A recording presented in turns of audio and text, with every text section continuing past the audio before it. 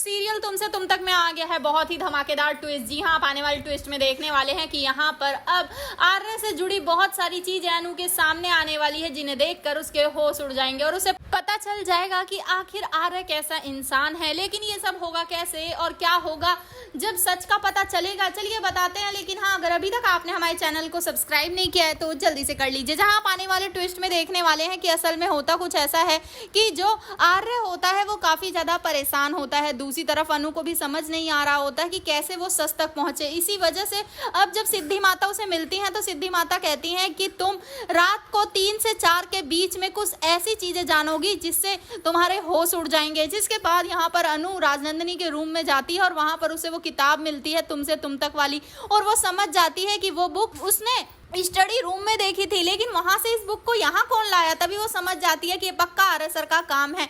जिसके बाद यहाँ पर आर्य वो भी रात को उठ जाता है और अनु को आवाज लगाने लगता है। वेल इसी बीच जो अनु होती है वो घबरा जाती है, क्योंकि वो उस रूम में होती है और वो डर रही होती है कि अगर आर्य सर को पता चल गया कि मैं इस रूम में आई हूँ तो फिर बिल्कुल भी अच्छा नहीं होगा। जिसके बाद वो छुपते छुपाते हुए वहां से निकल जाएगी उस बुक को लेकर, लेकिन उस बुक से उसे इतनी सारी चीजें पता चलेंगी जिसके बारे में उसने सोचा भी नहीं था। जी हाँ, उसे पता चल जाएगा कि आर्य सर ने बेवकूफ बनाया था, बेवकूफ बनाकर शादी की थी राजनंदिनी जी से, क्योंकि उन्होंने बताया था कि उनका वो अनाथ है, उनका कोई नहीं है।